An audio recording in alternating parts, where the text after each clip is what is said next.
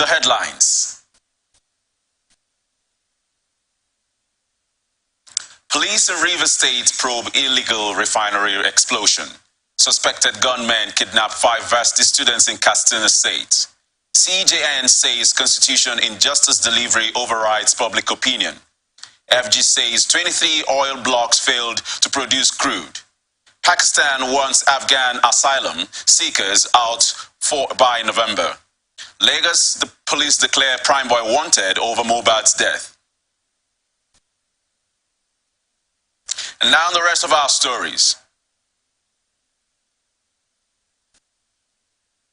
Rivers State Police Command says it has begun a full-scale investigation into the explosion that claimed many lives at an illegal oil refining site in Aba community in the Moha local government area of the state. The force said the probe was to unravel the root cause of the inferno due to pipeline vandalism, saying the culprits would be apprehended and brought to justice. Earlier, the state spokesman for the Nigeria Security and Civil Defense Corps, Olufemi Ayodele, while confirming the incident in a statement, said 18 people were burnt beyond recognition while 25 injured victims were rescued. The spokesperson for the State Police Command, Grace Iringekoko, who disclosed this in a statement on Wednesday, said the police describes the incident as devastating, with the titled River State Police Command addresses fatal pipeline fire tragedy. She also said the Rivers State Police Command has initiated a thorough investigation to ascertain the root cause of the pipeline vandalization with the intention of bringing the culprits to justice.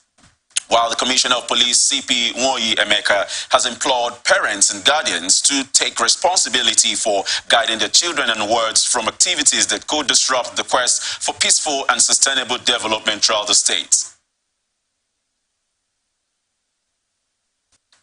Ahead of November 11, 2023 elections in Bayelsa State, the Governor Senator Duya Diri has warned traditional rulers against any form of election violence. Diri warned that any traditional ruler that allowed election violence in his domain would be deposed. The governor gave the warning when he led the People's Democratic Party governorship campaign team on a visit to the palace of the 21st of Obuama Kingdom, King Ebwetimi Banigo, at Obama in Brass local government area of the state, while thanking the Obama monarch, the Council of Chiefs and other stakeholders for their royal blessings and warm reception. The state's helmsman urged them to sustain the prevailing peace in the state before, during, after the election, stating that political parties and their supporters should be allowed to canvass for votes without molestation. Governor Diri also cautioned that any traditional ruler that connives to breach the peace during the election risks being dethroned by his administration, stressing that government will not condone electoral violence but upholds democratic principles that will ensure legitimacy. People's Democratic Party in Akwa Ibom State and Mr. Ekerete Udo, the Chief Press Secretary to Governor Omo Eno, have dismissed reports that the governor lauded Atiku Abubakar for his role in the fake certificate saga of President Bola Tinubu at the Chicago State University. This is coming after it was speculated on social media that Governor Eno, during the PDP stakeholders meeting in the state on Tuesday, celebrated Atiku's efforts in exposing Tinubu's alleged fake certificate, while PDP, in a statement by its publicity secretary, Bruno Bassi, said the rumor is a malicious intent to drag Eno and the party into a matter that is undergoing the processes of law. He noted that the matter was sub judice and neither the governor nor the PDP at the state level is competent to comment on it, adding that since the governor is not a party on record in the suit, he would only await the court's judgment, stressing that he will join in the usual respectful and differential chorus of as the court pleases. On his part, Udo insisted that the governor remained bipartisan, saying the report was aimed at smearing the warm relationship that exists between President Tinubu, whom described as the father of the nation, and his principal, while challenging the writers to provide video evidence of where the governor made such remarks and described such issue as maliciously reported by the faceless reporter ever tabled or discussed. Akwa Ibom State High Court sitting in Esianudim has sentenced two brothers to death for killing a farmer over a parcel of land. The convicted felons are 48-year-old Udoak Udo Umoren, a pastor and motorcyclist, and 34-year-old Emmanuel Udo Umoren, a farmer and panel beater, both indigenes of Adiasim Ikodemene village in a Esianudim local government area, and were condemned for the murder of one Iboro Aban Joe, a 45-year-old farmer and a trader from Ikodo to also in Esianudim, when he visited his sister-in-law in Adiasim Ikotekon to condole her on the death of her husband. The sister-in-law had asked the deceased to accompany her to her late husband's farmland to assess how much she could sell it for his burial. And while on the land, the wife of the second convict saw them and called her husband, informing him that someone was trying to bury juju on their farmland, on their family land. On getting to the farmland, the second convict beat the deceased, while his wife also invited her son and her brother-in-law, who joined in beating the deceased with a machete, stabbing him with broken bottles. The plea of the sister-in-law and the deceased's wife, who heard the cry for help and rushed to the scene, fell on deaf ears as the deceased was beaten to a state of coma and dragged to his family compound close to the farm. At the family compound, the two convicts continued to beat the deceased until the youths of Adesim Ekon village, led by their president, rescued him and rushed him to the general hospital, Ikodebene, where he was rejected for treatment. It was also gathered that the deceased was taken back to his village, where he died 3 days after the incident. In her judgment, the presiding judge, Justice Winifred Effiong, found the two accused guilty of murder and sentenced them to death by hanging. She said the prosecution team from the State Ministry of Justice had proven its case beyond reasonable doubt that the accused did intentionally kill the deceased. Civil society organization known as the Rule of Law and Accountability Advocacy Center has urged the Acting Inspector General of Police, Kayode Egbetokun, to release the report of the investigative panel on Anambra extrajudicial killings and others, set up by his immediate predecessor, Usman Alkali Baba. This is coming after Baba had in February set up the panel following widespread allegations of unlawful detention, torture, extrajudicial killings, organ harvesting, and conversion of property belonging to victims by some police officers in Anambra State, while some senior police officers and civilians were indicted in the allegations. Reacting to the development on the ATM blowout, public affairs analyst Comrade Oscar Imabe Savio criticized the security agencies for failing to reveal the outcome of any investigative report carried out. Here is the update. Our security agencies find it difficult to release reports. It baffles me. And I keep asking, why will you do an investigation? After going around doing an investigation, then you find it difficult to release the report. Why will you make a pronouncement that there will be an investigation? You call for a thorough investigation, and you cannot call for a thorough report. Now, we have a case like this that came up with the issue of the NDDC. When the former president was there, President Muhammadu Buhari, former president of the Federal Republic of Nigeria.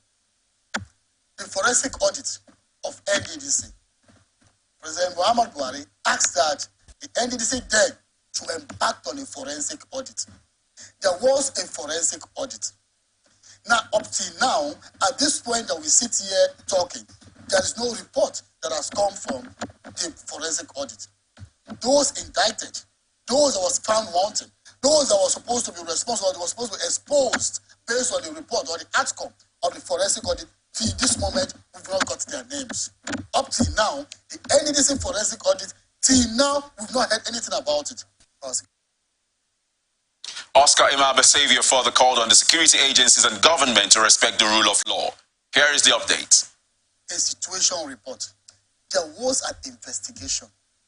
Do you need us to call you to release the report of that investigation? We want to call on the Inspector General of Police. We want to call on the TSS, the Chief of Army Staffs, and other security agencies, especially NSC, even the President. We want to call on Ribadu, the NSC, to see how he can be able to advise our security chiefs, advise the President, go back and do the needful. If the President must be there, let us see how we can respect the rule of law. Your President, in your act, in your Independent Day broadcast, you talked about the rule of law. What happens to the rule of law? You talked about respect for the rule of law. What are you teaching me? Because I intend to be a president in the future. I intend to be a governor in the future. I intend to be a senator in the future. I intend to be one of the leaders in the future. What are you teaching me if I take over from you? What is the step that you are teaching me? What morals are you giving to our youth out there? All Progressives Congress has suspended its campaign for the November 11 Kogi governorship election due to prevalent indecent attacks on members. The campaign was suspended as a mark of respect for Ms. Kajizat Yahaya, a member of the party who died after an attack by suspected thugs. Spokesperson for the state campaign council, Mr. Kinsley Fanwo, who stated this in a statement, said Kadijat allegedly lost her life after a clash between supporters of the Social Democratic Party and those of the APC in Cotton Cafe on September 29th. Meanwhile, the state APC governorship candidate Alhaji Usman Ododo visited the family of the deceased in Cotton Cafe on Tuesday to sympathize with them over their demise. Ododo expressed shock at her demise and prayed God for the repose of her soul. Nasarawa State Governor Abdullahi Sule has denied withdrawing security personnel from the private residence of his predecessor, Senator Omar Tanko Al-Makura, in Lafia, the state capital. There were reports in some sections of the media accusing the governor of withdrawing the security personnel detailed to guard at the home of Al-Makura in Lafia. Personal assistant to Governor Sule on media, Emmanuel Innocent Akwe, in a reaction to the viral claims, refuted any connection between Governor Sule and the recent withdrawal of security personnel from Senator Al Makura's residence, and they discredited the credibility of the said post, labeling those circulating the false information as attention seekers, mischief makers, and people without direction. Emmanuel urged the public to disregard any information originating from such quarters concerning the matter.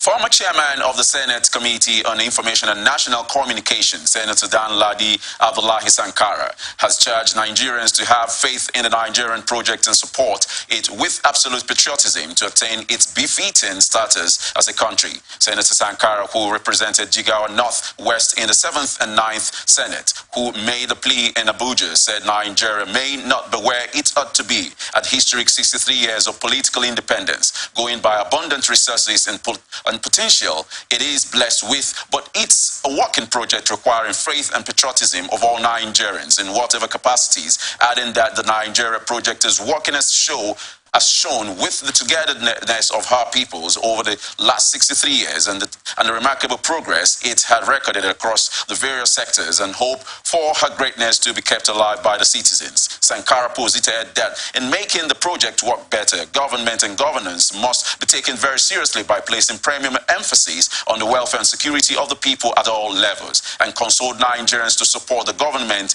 by offering honest and workable advice to the leaders. He also advised Nigerians to accept responsibility for shortcomings and re-strategize to provide people-oriented, credible public service leadership to accelerate the desired progress of Nigeria and the renewed hope agenda of President Bola Tinubu and Vice President Kashim Shettima, which must be supported by all in bringing about a desired change that would add value to the lives and welfare of all Nigerians.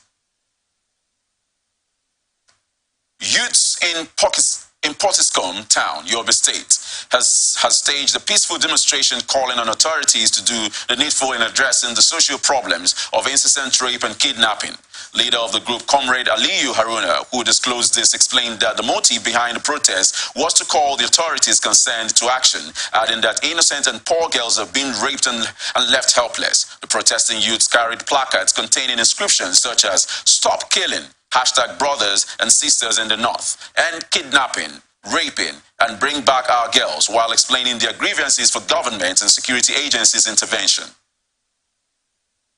The chairperson, Caretaker Management Committee, Fika Local Government Area of Yobe State, Hajia Halima Kiari Joda, had led in the demolition of 39 local brothels and joints in Ngalda community. The demolished local brothels and joints consist of 140 rooms. The demolition, according to Ms. Jotha became imperative in view of the fact that the local brothels have become hiding places for suspected criminals, as well as a platform for promoting child prostitution and drug dealing. She said it was also part of an effort to sanitize the community by getting rid of criminal elements who patronize the place. Recall that last month, the chairperson had led security operatives in arresting 92 persons involved in operating the local brothels and joints. During the operation, 22 cartons of liquor were also destroyed. Reacting to the development on ATN Society Watch, social commentator and community development expert Dr. D'Amigo Levi supported the demolition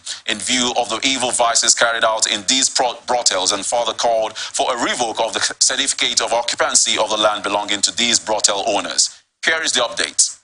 You should also go further to revoke the CFO of who owns that property. Now, why am I saying this? Because if you demolish, they will rebuild. These guys have money. You are only giving them opportunity to redesign the business.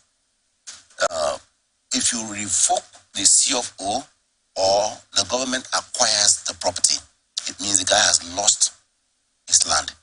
Even if it's an ancestral land, he has lost it. It will send a signal to those that are indulging in such issues. Dr. D'Amigo Levi further urged the government to curb brothel activities by having a reorientation for sex workers who are the life of these brothels. Here is the update. It is in fact, it's a historic business, prostitution. From Bible days, you see it. Judah visited a brothel and met Tamar, his daughter-in-law. It has been there. The prostitute that was caught in the very act in Matthew was not in somebody's house, was in a brothel. So this business has been there, but there is a way to manage it. First of all, is to cop the process by training these persons, because they need value orientation. They've lost their mind. You can't tell me a prostitute is well, is sick upstairs, because a woman that sleeps with 10, 15 men in a day is not normal. Nigerian Electricity Regulatory Commission says it has commenced investigation into the tragic death of 4 family members by electrocution in the Dinyavo area of Jalingo, Taraba State. NEC, who disclosed this in a statement, said it has commenced investigation into the tragic death of 4 family members by electrocution in the Dinyavo area of Jalingo, Taraba State, while only the youngest child survived the electrocution unharmed. Reaching to the incident, NEC sympathized with the deceased family members and the affected community, adding that it had constituted an accident investigation team and the members are currently on their way to the incident scene, and extends its utmost condolences to the family members and community affected by this terrible loss, whilst reassuring the public that the matter shall be investigated thoroughly to identify the immediate and remote causative. The Taraba State Police Command is yet to speak on the matter.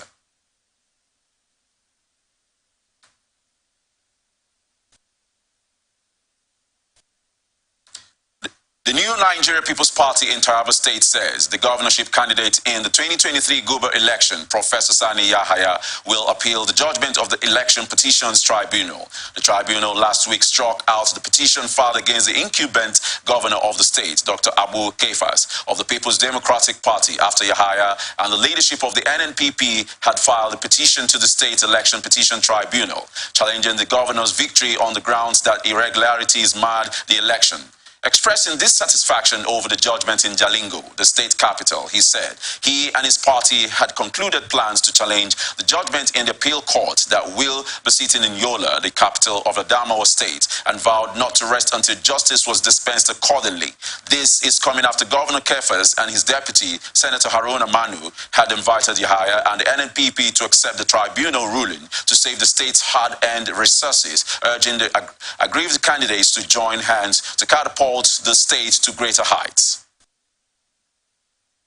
Katsina State Police Command has confirmed the kidnap of 5 female students of the Federal University Dusinma and have also confirmed that the man suspected to be an informant to the terrorists had been arrested. The spokesman for the Katsina Police Command, ASP Abubakar Aliyu, confirmed the incident and the arrest, adding that the terrorists invaded the private residence of the victims after shooting indiscriminately. Some residents also claimed that all the 5 kidnapped students were female and were final year students, while attempts to get the comments of the management of the institution on the incident were futile. The university spokesman, Habib Umar, said to be at the management meeting while his phone continuously rang out, while only few students were also seen on the main campus, as many of them had just finished writing their first semester examination. This is coming after a 200-level computer science and information technology student, Abubakar Bada, was killed during a brawl with other students over a female student, while 6 students are currently being detained in connection with the incident. Katsina State Governor Diko Rather has commiserated with the Chief of Army Staff, Lieutenant General Tarid Labaja, over the death of a soldier, Mohammed Tijani. Tijani's death was confirmed in a statement by the governor's chief press secretary, Ibrahim Mohammed, stating that Tijani died in the course of current efforts to tackle terrorism in the state. The governor also said to have footed the medical bill of another victim of a recent terrorist attack in Mazao local government area of the state. The chief press secretary maintained that the governor's efforts are not only aimed at healing wounds, but also at sending a clear message of solidarity and support to the people of Katsina State. Police in Adamawa State have arrested a 36-year-old man, Jafar Adamu, for allegedly raping his neighbor's wife in the Hong local government area. A statement signed by the spokesperson of the command, SP Suleiman Yahaya Nguroje in Yola, said the suspect was arrested on September 15th, adding that the suspect, who wore a face mask, raped the 23-year-old wife of his neighbor in Angwan Diocese Kala in Hong. He also said log fell out of him when his face mask fell out and was recognized by the victim. He escaped but has later been arrested. He said the police are currently investigating the matter and he would be prosecuted. The Commissioner of Police, Federal Capital Territory Police Command, Haruna Garba, reveals that hospitals in the nation's capital city and across the Federation do not need police reports before attending to patients in emergency situations. The FCTCP made the development known while fielding questions from journalists over a recent incident involving one Miss Greatness Olorunfemi, a victim of her one-chance operators in Abuja, who, according to unconfirmed media reports, was abandoned by medical personnel at the Maitama District Hospital to die for lack of a police report. Garba said, this issue is not only about the Federal Capital Territory. Medical doctors and nurses are in a position to attend to patients in emergency situations. In fact, we've also said that if they feel that a patient could be a criminal, it is advisable for them to treat the person and contact the police while the person is still under their care. Reacting to the development on ATM blowout, public affairs analyst Comrade Oscar Imabesavio supported the call made by the CP and stressed the need for enforcement and severe punishment to the defaulting hospitals and medical personnel across the nation. Here is the update. It's not just making a statement. We must call on the FCT Commissioner of Police and then also call on the IG to ensure that all the hospitals that have such a case should be jailed and penalized. They must withdraw their license, their medical license. They must withdraw everything that will give them opportunity to function as medical doctors or medical professionals. It is very much important. I think this part of the situation we face today, our president and our government has paid negligence on our health sector. How can you have a situation like this ongoing for days? And that's why I'm very much happy for this resolution, even though it's coming late. Coming at a time when I lost a loving friend, at the time when I lost a caring friend. Because of police report, my friend died. Now the hospitals are not doing anything. They just, immediately you get to the hospital, they ask for deposit. If you don't have deposit, they don't. Oscar Imabesavio further expressed optimism over the impact this would make in our health sector, as countless lives will be saved by this development. Here is the update. I'm much happy. I'm very much happy that this whole thing is like an awakening situation. You know, we have a consciousness that has risen to this stage. And everything has to do with the consciousness at that moment. Possibly, this whole thing wasn't coming down to this level because I'm much happy. I'm very much happy that this whole thing is like an awakening situation. You know, we have a consciousness that has risen to this stage. And everything has to do with the consciousness at that moment. Possibly, this whole thing wasn't coming down to this level because I'm much happy. Nigeria Meteorological Agency has alerted the public on the possibility of deterioration in visibility in some northern states as a result of dust haze propagated into the country from the source region. The statement signed by Mr.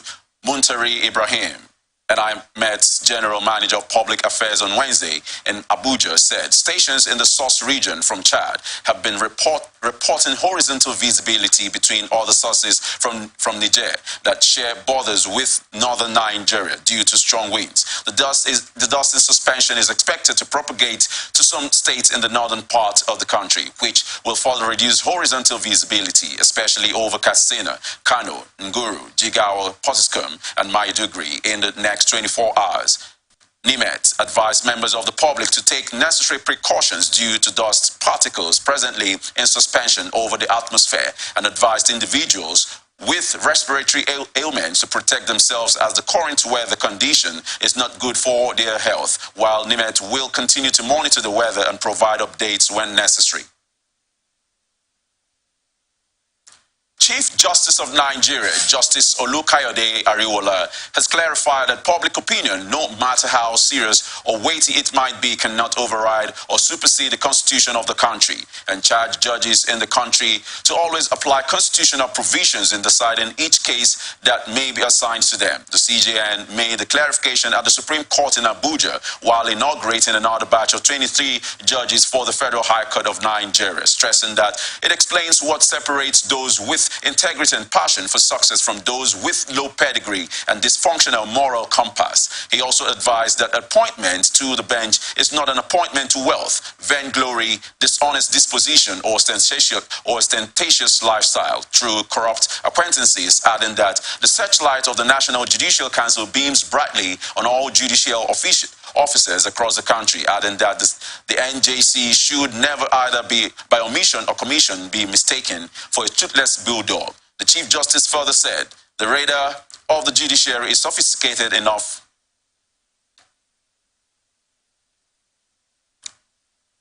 The Chief Justice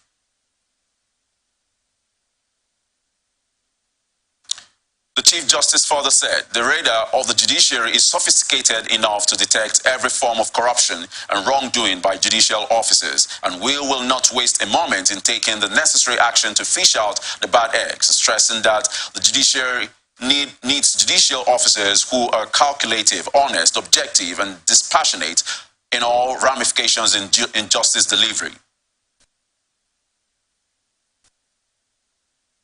All Progressives Congress on Tuesday has lambasted the People's Democratic Party presidential standard bearer, Atiku Abubakar, over his quest to obtain President Bola Tinubu's academic records from the Chicago State University for the Supreme Court trial. The National Publicity Director of the APC, Bala Ibrahim, attributed Atiku and the PDP's action to what he called post-election defeat disorder, while claiming that Nigerians had rejected the opposition party following years of mismanagement and admonished the former vice president to quit politics. This is happening as the United States District Court for Northern Illinois reportedly received the former Lagos State Governor's certificates as ordered by Justice Nancy Maldonado, adding that the court was still taking the deposition of Tinubu's certificates following the release of the documents by Chicago State University on Monday in compliance with the court ruling. The Chicago State University released the academic records of the president following requests by former Vice President Atiku, who was the PDP candidate in the February 25th, 2023 presidential election, while Magistrate Jeffrey Gilbert had on September 19 granted Atiku's request for the release of Tinubu's academic records, but the president filed a review of the order. Tinubu's lawyers insisted that the documents would not be relevant in Atiku's appeal against Tinubu at the Supreme Court and asked for a review of the ruling, while Justice Nancy Maldonado, a federal judge, overruled Tinubu's objections and ordered the Chicago State University to release the president's academic records. The battle to unravel the mystery behind President Bola Tinubu's academic records seemed to have hit a new but potentially fatal front in the ongoing battle with former Vice President Atiku Abubakar. During a court deposition process, Mr. Caleb Westberg, the registrar at Chicago State University, said Mr. Tinubu's certificate dated June 22nd, 1979 and tendered to INEC on June 17, 2022 was not issued by the school and its administrators could therefore not be able to authenticate its source. Mr. Westberg, who has been CSU's registrar since November 2020, during the deposition that lasted about five and a half hours, also noted that Mr. Tinubu did not apply for a replacement certificate, nor was he ever issued one. Reacting to the development on ATN Open Conversation, socio-political analyst Andy Abotive criticized security agencies involved in the security clearance of all presidential aspirants pre-election for their failure to have done a thorough investigative job. Here is the update. That I don't want to speak to this issue yet because all that we see are things that social media is throwing up. Atiku was the one who requested it and they have given him access. We are yet to see Atiku or his lawyers say, oh, these are the things that we were given. These are our observations. So I'm not going to speak to that yet. I'm waiting for him to come. I'm not going to on the basis of what I see on social media. So this thing is she, is he, is her, is them, is they, is no. Atiku has done what should have been done yesterday. My only challenge, my only annoyance in all of this, problem that we see ourselves in this country is, where is the NSA? Where is the DSS? Where are those agencies that were saddled with the responsibility of investigating only those candidates that said they wanted to contest for certain positions? Oh, I understand you don't want to look thoroughly at the candidates that put themselves out for the gubernatorial election, but the president, the one who is going to give command to you and your system, the president, the one who is going to give command, who is going to be the commander-in-chief of armed forces, would have expected that a bit of due diligence be extended to whatever the pre-qualifications that INEC has said should be brought, that the presidential candidates brought. I would have expected that even our external Ministry of External Affairs and all of this would have looked at it. Okay. This embarrassing situation is what for me takes me aback. That I don't want to speak. And the Apotive further warned people who feel Atiku Abubakar is chasing shadows with the alleged certificate forgery to be wary of the might and capability of the former vice president. Here is the update. That certain members of APC are saying that Atiku will just be shadow chasing, forgetting that Atiku was a one-time vice president of this country. Okay. The time Atiku was a vice president of this country under the very wonderful the very wonderful Olusegun Aremu Okiki Obasanjo. It was the same time my mentor, God rest his soul, Chief Gani Fahimi, was fighting the battle against Bola Ahmed Tinubu in Lagos State. Gani Fahimi had gone to court to challenge a lot of these things that currently are coming to the public. And do not forget that the vice president then was Atiku. A lot of the things that happened that made for the, if you may, suppression of the onslaught by my mentor against the then governor were able to happen as a result of the might from the top. So when all of these things started happening, I was laughing at a lot of people saying that you don't know what Atiku knows. You don't have an idea. You totally do not have an idea what Atiku knows regarding this case. Because as at the time we were speaking, Atiku and and the current president, who was then the governor of Lagos State, we are friends. And you know what happens amongst and between friends? National Primary Health Care Development Agency says 6 states account for staggering 97% of all reported diphtheria cases in the country. The agency's Director General, Dr. Faisal Shuaib, who disclosed this at the diphtheria outbreak response briefing in Abuja, listed the states to include Kano, Yobe, Katsina, Borno, Kaduna, and Bauchi, while noting that the 6 states were bearing the brunt of the disease in the country, while Dr. Shuaib said Kano alone carried the weight of over 84% of the cases, making it the epicenter of the outbreak, also regretting that diphtheria, a preventable disease, had cast a dark shadow over communities and particularly impacting children, who he described as our most vulnerable citizens, while Shuaib said the agency had in recent times launched rapid and comprehensive vaccination campaigns across the affected regions.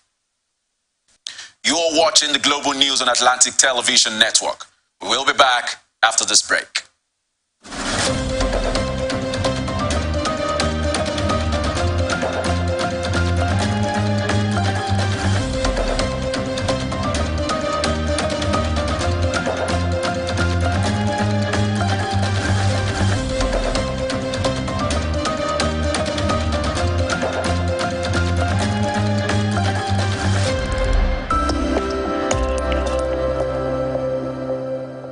Welcome back. This is the Global News on Atlantic Television Network. Now to the rest of our stories.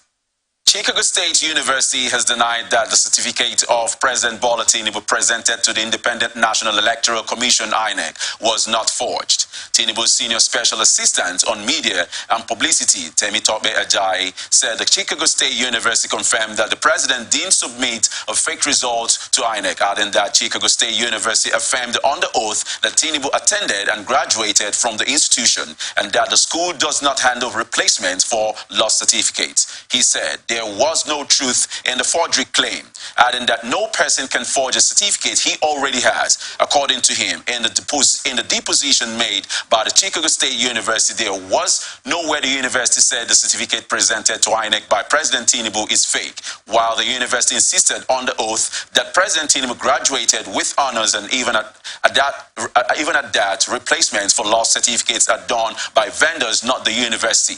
This is coming after Chicago State University released Tinubu's academic records to the presidential candidate of the People's Democratic Party, Atiku Abubakar, on orders of the court, while Atiku had requested the documents to back his allegation of forgery against Tinubu.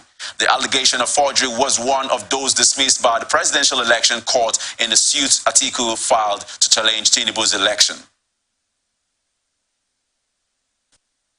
The Senate has confirmed 3 additional nominees as minister as directed by President Bola Tinubu. The nominees are Balarabe Abbas, Dr. Jamila Bayo Ibrahim, and Mr. Ayodele Olawale. The 3 nominees were confirmed after minister nominees Balarabe Abbas slumped while standing before the Senate for his screening. He was immediately lifted up and attended to by the medical team of the Senate. Here is the update. The Senate has confirmed the nomination of Balarabe Abbas Lawal, Dr. Jamila Bayo Ibrahim, and Mr. Ayodele Olawale after consideration of the request of President Bola Tinubu. During his screening, Balarabe Abbas, who hails from Kaduna State, slumped after he had read out his resume to the Senate. He was quickly hurried up to his feet, after which he was attended to by the medical team. The report says that the incident was due to fatigue, and he has been advised not to continue with the screening process since he has presented his profile satisfactorily to the Senate. And says things about myself. I feel very, very happy. Today is maybe my happiest day, being here and being addressing this chamber. I want to end here by saying that the environment, which I think I may be going there, is a very important issue. And we know that we have been going through a lot of issues to do with the environment. Thank you very much. He's a seasoned administrator from his resume as presented. He's also somebody who has understood the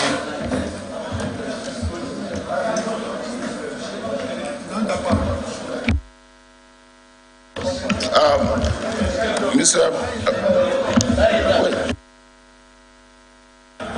Can you say water, give me water. Water and sugar. Water and sugar. Get sugar, and water. Earlier, Dr. Jamila Biu, who is expected to lead the Ministry of Youth Development during her time before the Senate, shared her plans to give opportunities of education, development, and advancement of entrepreneurship and leadership skill to the Nigerian youth. Enjoy. However, Abraham Lincoln once said, "I do not know who my grandfather was. I am much more concerned to know what his grandson will be." So this is my mission and my pledge to you. I will work so that Nigerian youth will have opportunities to educate themselves, to develop themselves, and exploit their potential talents through acquiring entrepreneurship and leadership skills. I know that it is possible because I am not alone. The Senate, after a closed-door session, continued with the screening of Mr. Ayodele Olawale and resolved to confirm the 3 nominees having met the required standard for confirmation. Out of the 51 ministerial nominees sent to the Senate has screened and confirmed 48, leaving 3 out. The Senate has since said the 3 nominations were subject to security details from the DSS. From the National Assembly, Abuja, Rotimi Adebuyi, ATN News. The Senate House of Representatives have passed for second reading a bill for an act to provide a policy framework for the development of biofuels energy industry in Nigeria. The bill, which was sponsored by Honorable Benjamin Okezie-Kalu of Abia State, along with Honorable Khadija Bokar Ibrahim of Yobe State and Honorable Babajimi Benson of Lagos State, is a move towards a greener and more sustainable energy future in country. The proposed legislation is aimed at establishing Biofuels Energy Regulatory Commission and the Biofuels Research Agency as a crucial step in Nigeria's efforts to combat climate change and diversify its domestic economy. Leading the debate on the bill during plenary on behalf of the sponsors, Honorable Khadija Bokar Ibrahim said the biofuel policy was initially introduced by Nigeria in 2007 to address climate change concerns, reduce dependence on fossil fuels, and promote economic diversification. She explained that it was designed to provide incentives in the production of bioethanol and biodiesel for blending with fossil fuels, and expressed concern that after 16 years, progress has been limited with only a few memoranda of understanding in place. She noted that according to the International Energy Agency, global demand for biofuels is projected to increase significantly in the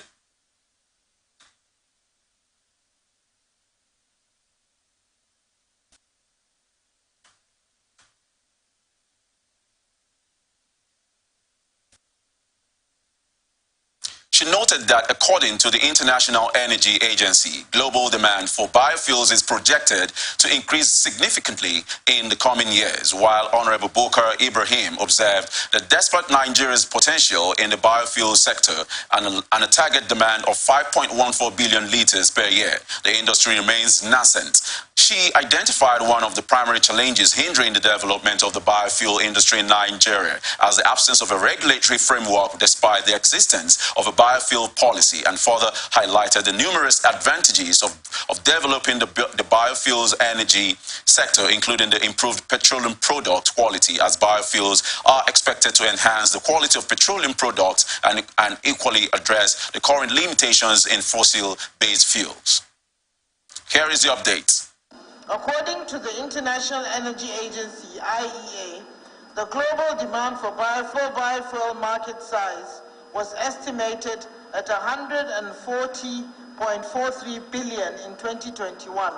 However, despite Nigeria's potentials in biofuel and allied products and the target demand of about 5.14 billion liters per year, the industry is still at a nascent stage, and the opportunities in the industry are not optimized.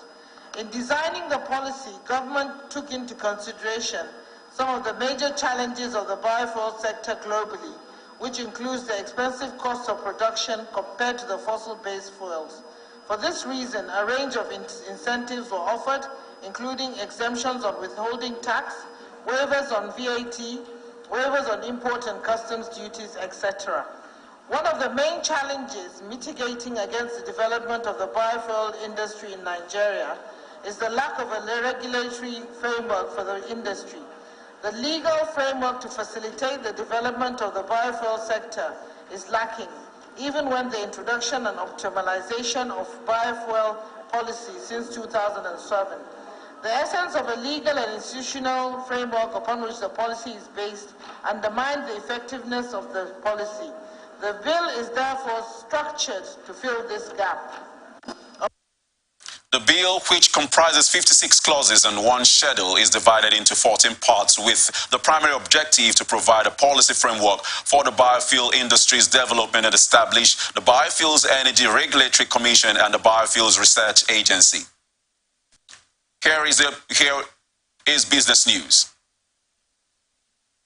House of Representatives has resolved to conduct a comprehensive investigation into the immediate and underlying causes of banditry and insecurity in the Northwest, particularly examining its connection to illegal mining. The resolution was reached by the House following the adoption of a motion which, under matters of urgent public importance by Honorable Kabiru Mai Palace. The lawmaker in the motion expressed concern over the escalating and persistent insecurity and banditry in the northwest region of Nigeria. According to him, the increase in violence by bandits in the region culminated in the abduction of female students of the University of Zamfara State, as well as the abduction of some National Youth Service Corps members traveling to Sokoto State, and other incidents of violence against innocent Nigerians in different states of the region, while calling on the federal government to ensure the release of all abductees and to apprehend the perpetrators. The member further urged the administration of President Bola Tinubu to deploy additional security personnel to the hotspots in the region. Other lawmakers in the contribution proposed an amendment to motion to include parts of the Northeast, especially Bauchi State, as well as called for synergy among the security agencies and other stakeholders in the fight against banditry in the Northwest. They further called on the House to mandate the National Security Advisor to organize a security conference to ensure that all stakeholders collaborate in tackling the continuous menace of banditry and insecurity, emphasizing the need to ensure indigenous participation in the plans to resolve the lingering issues of banditry and insecurity. Here is the update. The House notes that in the past 3 months, there has been a significant rise in banditry activities within Zamfara, Sokoto, Kebbi, Katsina, and Kaduna states. This surge in violence has resulted in numerous casualties and continued to displace a considerable number of residents. Mr. Speaker, also note that the innocent casualties of these attacks are mostly farmers, women, children, and the students. The deteriorating security in this period has further resulted in a continued displacement of many residents from the affected communities, cutting them from their means of livelihood. Mr. Speaker, also concerned that an alarming surge of abductions is currently unfolding. Observe that these grim events have not only left a trail of sorrow, but have also sparked widespread concern and outcry among our constituents, where our people feel that we are abandoned, we are ignored, we are rejected, we are unwanted. It's very important to make this amendment due to the very serious security challenges we're facing also in Bauchi State. A special squad, anti-kidnapping squad, should be deployed to these areas to help in combating the security challenges. The reason for this amendment is for us to have synergy in approach to this fight. Recently, the federal government sent a delegation to Zamfara to broker peace between Nigerians and these bandits. Unfortunately, this committee refused to acknowledge the presence of a security officer, #1 security officer of that state, that is the governor of Zamfara State, and they decided to do this without his consent. The House mandated the Joint Committees on Defense, National Security and Police Affairs, as well as legislative compliance to ensure further legislative action. Also during the plenary, Deputy Speaker Honorable Benjamin Carlo directed the closure of all ad hoc committees of the House to make way for standing committees to carry out their statutory duties, while the chairman of ad hoc committees were instructed to submit their reports and indicate that the standing committees should continue from where they have stopped.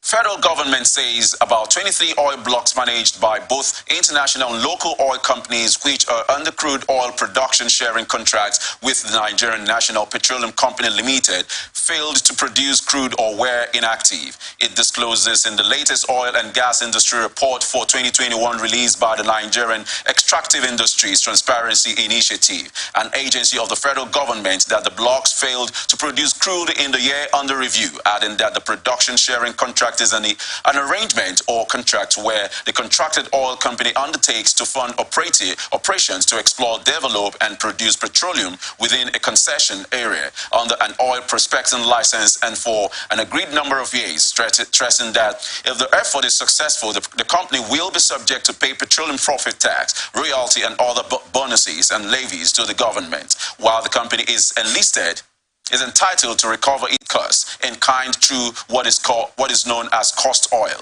The report showed that there were also 6 inactive blocks, bringing the total number of both inactive oil blocks and those that did not produce crude during the review period to 26, while some of the production sharing contractors that did not produce crude from selected blocks include SOENP, Nigerian Ajip Exploration, Shell Nigeria Exploration and Production Company, Texaco Nigeria, Alta Shelf Limited, Star Deep Water Petroleum Limited, StarToil Nigeria Limited. Others included New Cross Petroleum Limited, Sahara Energy Exploration and Production Limited, Con Oil Producing Limited, Continental Oil and Gas Limited, and Energade Resources Limited, Nigdel United Oil Company Limited, Sterling Oil Exploration and Energy Production Company Limited, among others. The contractors managing the 6 inactive production sharing contractors blocks included JEC Petroleum Development Company Limited, Nigerian Ajip Oil Company,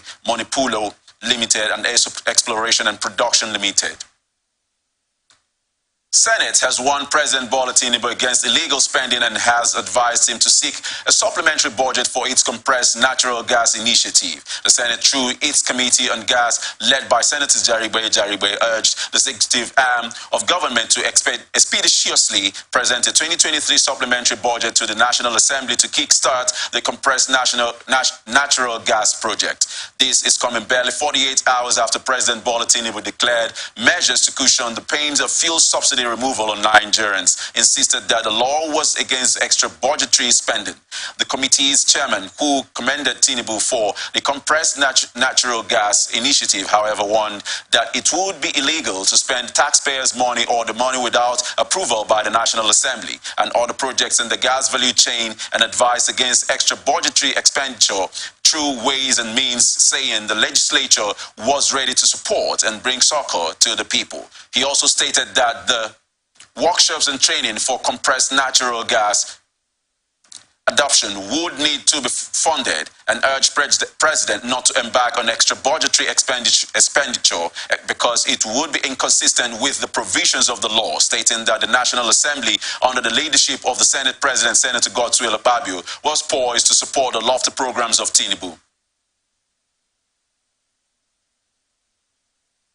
Federal government has issued licenses to 7 independent electricity distribution networks operators, among which 10 are currently operational. The Nigeria Electricity Regulatory Commission, an agency of the federal government, disclosed this in the 2022 Market Competition Report, while providing a breakdown of the country's power distribution segment.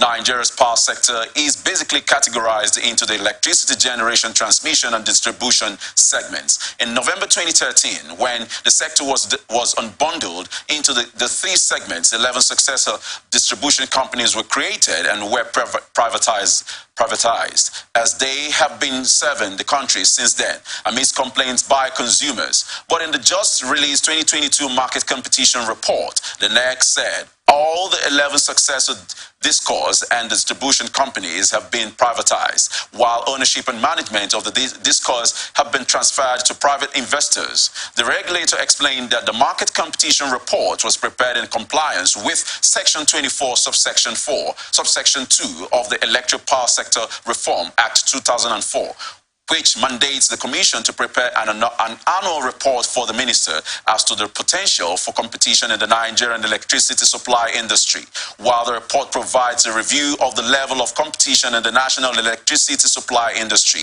and assesses the progress for a transition to a more competitive market. The report further provides recommendations for transition to a more competitive market pursuant to Section 26 of ESPRA.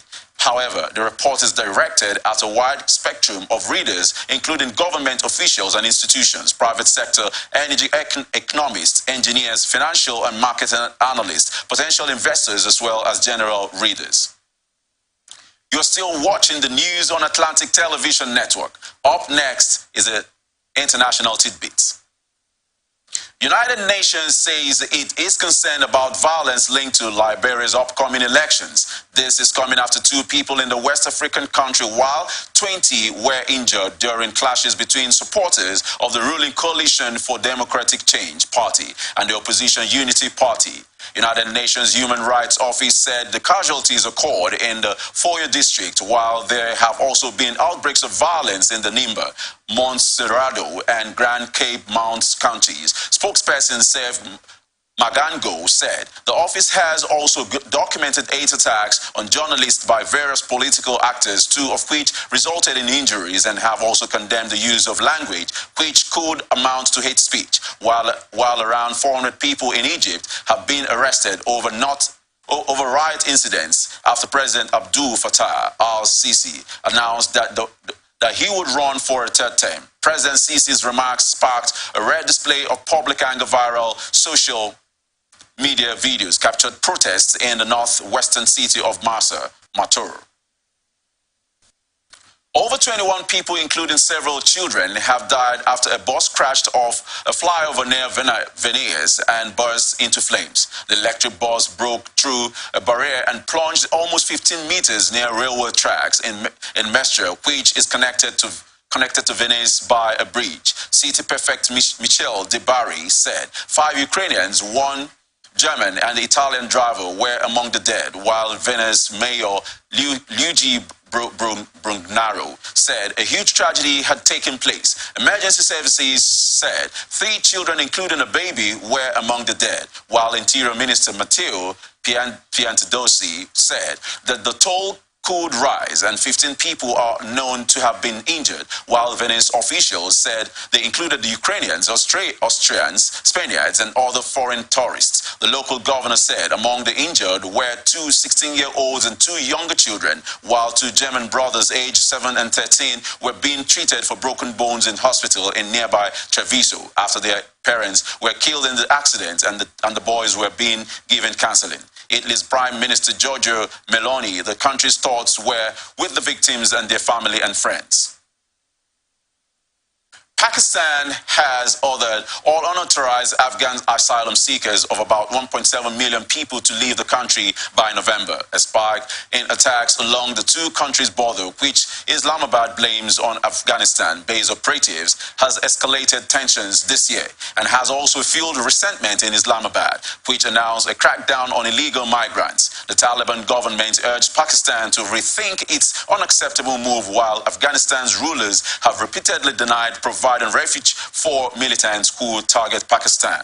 Last week, a blast at a mosque in Masong city near the border with Afghanistan killed at least 50 people during a religious celebration, and the Pakistan's Interior Minister Sarfraz Bugti did not appear to directly reference that another attack in Balochistan province when he announced a crackdown order on illegal Afghans. He said, the right to seek refuge in a foreign country is enshrined in international law, and Pakistan has taken in hundreds of thousands of Afghan refugees during decades of war, particularly since the Taliban returned to power in Afghanistan in 2021. And according to the UN, about 1.3 million Afghans are registered as refugees, while another 880,000 have received the legal status to remain. And now, entertainment news.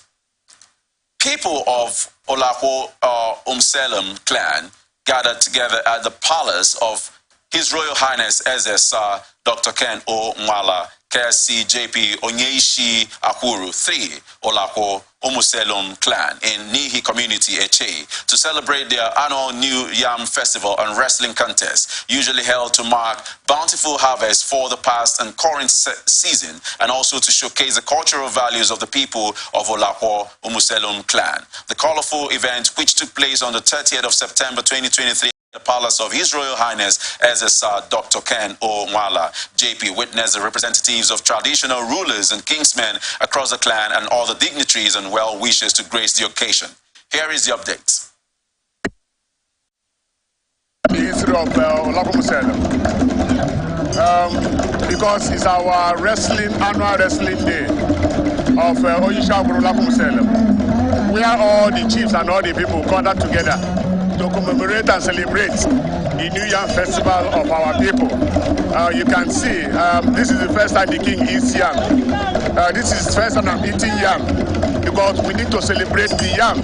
We need to thank the God of harvest before we can actually consume the yam. And in doing that, we have to make sure that the people gather, and then there is celebration, and everybody is happy. You can see that the whole world is happy because this land today is happy, and we are happy that it is happening here in Olako Umuselem Kingdom. How long has this been happening in Olako? From time immemorial, it has never ceased.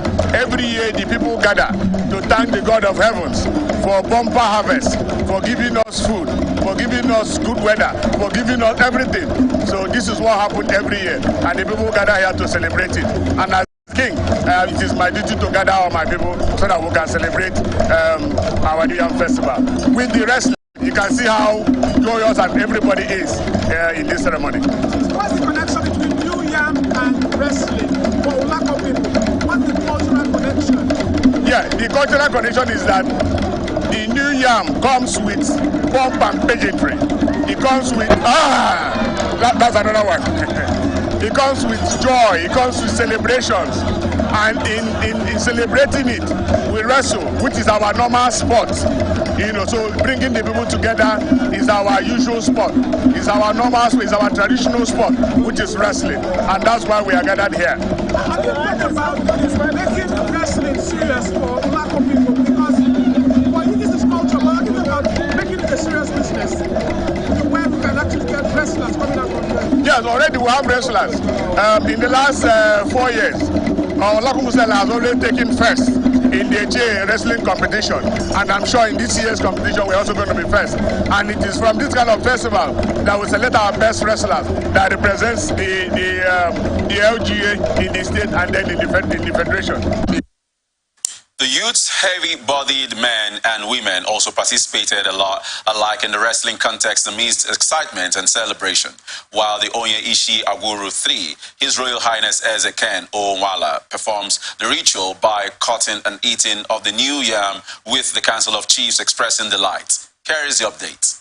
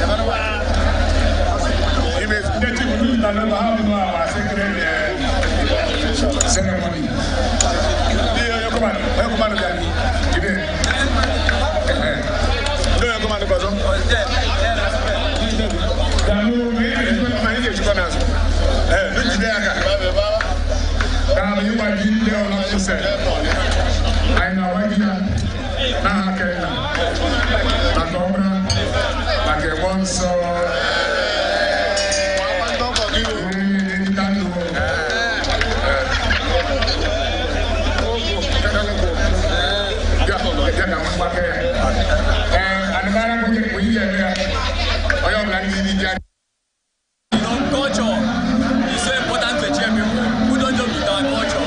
So whenever we are in the midst of our people where the culture is being practiced in such a way that we feel excited.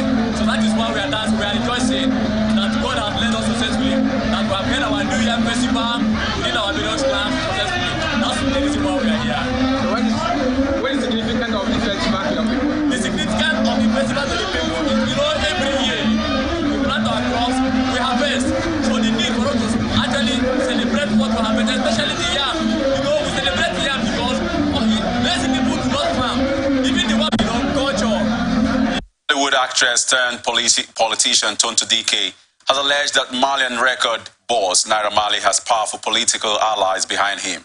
The actress stated this while reacting to Naira Marley's tweets after his arrest by the police, following the investigation into the circumstances surrounding the death of his former signee, Ilerioluwa Oladimeji Aloba, popularly known as Mohbad. Lagos police spokesperson Benjamin Hundeyin on X confirmed that Naira Marley had been arrested shortly after his return to Nigeria. However, in a widely circulated video on social media, the singer was captured being guarded at the airport before landing in police custody. Reacting to this on her Instagram page, Tonto Dike stated that in a just society, Naira Marley would be in handcuffs and not busy tweeting about his return on his phone. Lagos State Police Command has declared Owodunni Ibrahim, aka Prime Boy, wanted following his failure to honor police invitation successfully sent to him since the commencement of the investigation into the circumstances leading to the death of singer Ilerioluwa Aloba, popularly known as Mohbad. Lagos Police spokesperson Benjamin Hundeyin, who disclosed this on his X handle, described Ibrahim to be approximately 1.64 meters tall, male, dark complexion with tribal marks and Yoruba by tribe, while according to the PPRO, Ibrahim's last known address is 3rd Power Oke Eletu Ikorodu. He said the State Commissioner of Police CP Idowu Owohunwa is given the sum of 1 million naira to anyone with useful information leading to his arrest. This is coming after Mohbad, a former signee of Naira Marley's record label, died at the age of 27 in Lagos. And here now is ATN Sports News. Kwara United head coach Kabiru Dogo believes his side's match day 2 fixture against Abia Warriors will be a difficult one. The encounter is billed for the Kwara State Sports Complex in Ilorin. Dogo said the players need to fight hard to record victory in the encounter, while this is coming after Kwara United suffered defeat in their opening day fixture of the season against Katsina United on Saturday, while for Abia Warriors is a good team and a good game to start with at home, adding that they will provide the best test ahead of the season.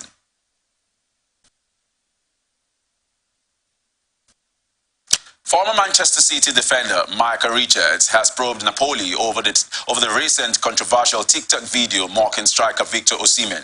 This is coming after Napoli's official TikTok account recently uploaded a video of Osimhen dressed as a coconut with a sped-up voiceover. The video made light of the Nigerian international missing a penalty in a Serie A 0-0 draw against Bologna last month, and the video, which has since been deleted, received massive backlash, with some deeming it as a racist. However, Richards have given his take on the video, branding it as embarrassing.